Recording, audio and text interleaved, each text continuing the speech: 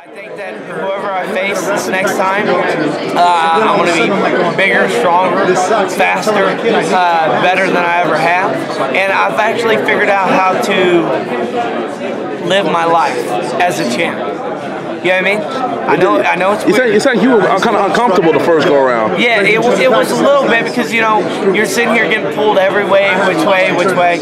And now I've learned, okay, this is the way our training camp needs to be, this needs to be, you know what I mean? I'm figuring out the small details. And every champ goes through that little bitty transition, you know what I mean? Where they got to figure out what's important, what's not.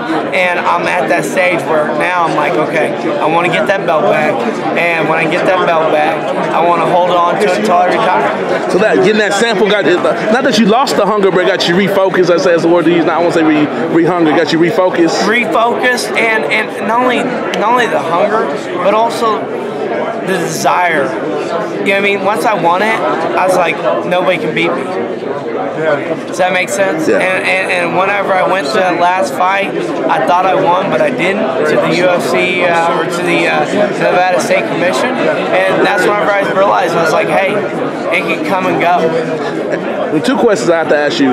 One, are you did, because you had a better weight cut last time. Is that what you mean by living your life a little bit better? And two, I won't say cardio questions, but have you learned by going these 5 rounds the last year and a half, basically every fight you fight has been a fight, except for the last one? No, it's not the cardio. Cardio doesn't bother me. I for some reason, God's blessed me with a lot of cardio. You know what I mean? I can go for days.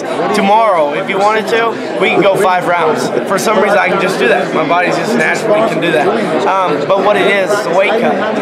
Me and my wife, we sort of sat down. You know, we learned a lot from Mike Dolce, and we sort of put it into our own hands. You know what I mean? There's always a fallout guy, right? Well, I got tired of that, and that's why I sort of took the responsibility on myself and sat here and say, hey, I'm doing it myself. What do I got to do?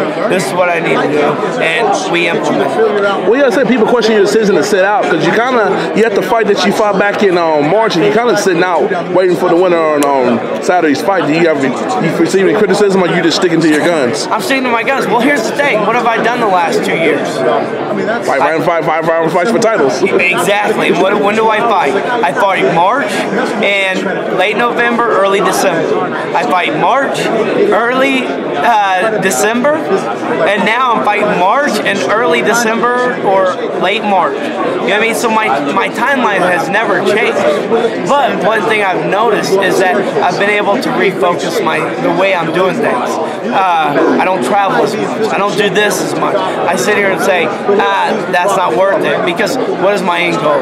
My end goal is to get the belt back, right? Well, if I travel a lot and do all these appearances for, let's say, $5,000 or $10,000 or $20,000, well, is that my end goal? No. My end goal is to get that belt back and hold on to it as long as I can, right? So that's been my mind focus is, all right, we're going to train as much as we can, we're going to lift as much as we can, we're going to do this as much as we can, and really and sit there and say, my family comes first, or God, family, then work.